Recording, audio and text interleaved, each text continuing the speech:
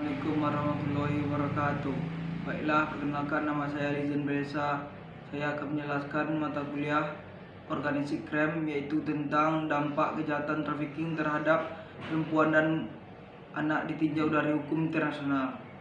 Yang melatar belakang permasalahan ini adalah dalam catatan internasional information program Amerika Serikat tahun 2004, masalah perdagangan anak dan perempuan merupakan bentuk kejahatan terorganisir terbesar nomor 3 di dunia setelah kejahatan perdagangan obat bius dan perdagangan senjata. PBB menyebutkan bahwa sindikat perdagangan trafficking perempuan dan anak meraup keuntungan 7 miliar dolar Amerika Serikat setiap tahunnya dan sekitar 2 juta orang diperdagangkan tiap tahunnya. Sementara itu, di Indonesia sendiri diperkirakan sekitar 40.000 sampai 70.000 perempuan dan anak.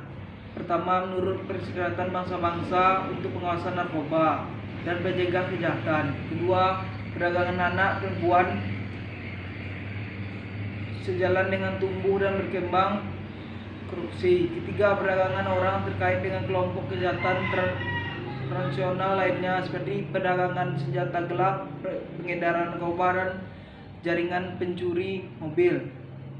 Pun rumusan masalah, yaitu ada 2 pokok permasalahan yang dibahas penulisan ini. 1. Bagaimana dampak kejahatan internasional yang terorganisasi dalam perdagangan orang trafficking yang telah menjadi masalah internasional. 2. Bagaimana perdagangan orang trafficking tersebut ditinjau dari hukum internasional. Pengertian dan sejarah terjadinya trafficking. Trafficking adalah kegiatan pengiriman tenaga kerja, yaitu kegiatan memindah atau mengeluarkan seseorang dari lingkungan tempat tinggalnya atau sanak keluarganya. Trafficking telah dikriminalisasi dalam hukum Indonesia di dalam Undang-Undang Nomor 39 Tahun 1999, antara lain tercantum dalam Pasal 297 KUHP Konversi ILO 182.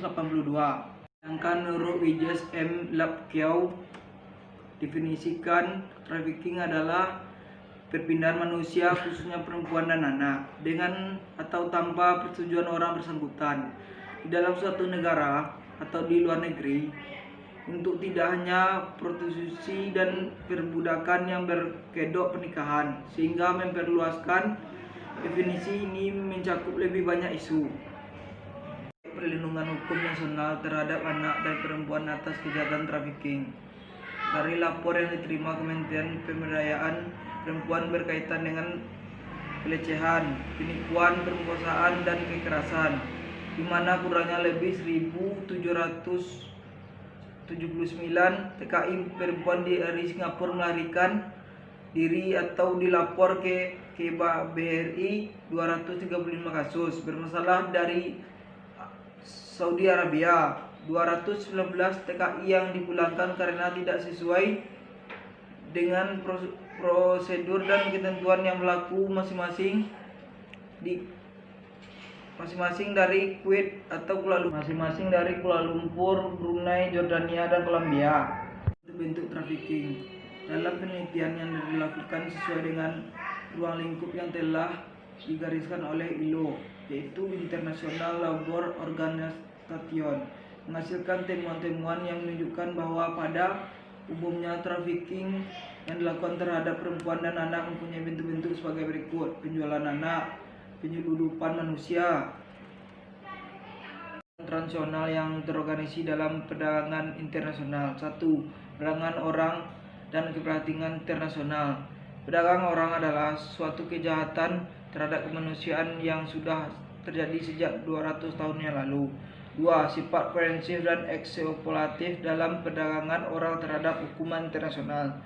Istilah trafficking pertama kali dikenal dari instrumen PBB. Pada awalnya, trafik digunakan untuk menuju kepada perdagangan budak kulit putih yang dialami oleh perempuan pada sekitar tahun 1990.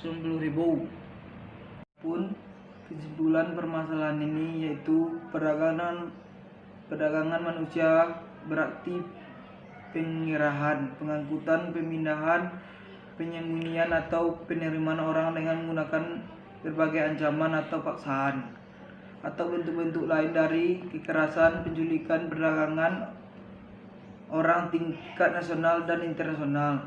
Dengan berkembangnya teknologi informasi, komunikasi, dan transformasi, maka modus kejahatan perdagangan manusia semakin canggih. Perdagangan orang manusia atau manusia bukan kejahatan biasa, sehingga dapat dikategorikan sebagai transnasional organisasi crime. Saran terkait dengan masalah ini adalah mengatasi permasalahan perdagangan anak tidak hanya melibatkan suatu lembaga, akan tetapi melibatkan semua pemangku kepentingan ada di masyarakat, yaitu instansi pemerintah atau LSM, organisasi kemasyarakatan yang tergabung dalam sebuah kemitraan yang diperkuat oleh peraturan pemerintahan.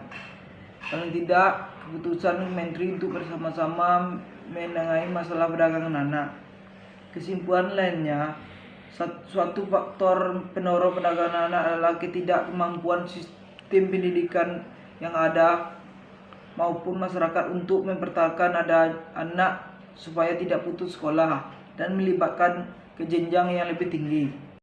Baiklah, sekian dari hasil tugas kami. Bila ada kesalahan kami mohon maaf. Assalamualaikum warahmatullahi wabarakatuh.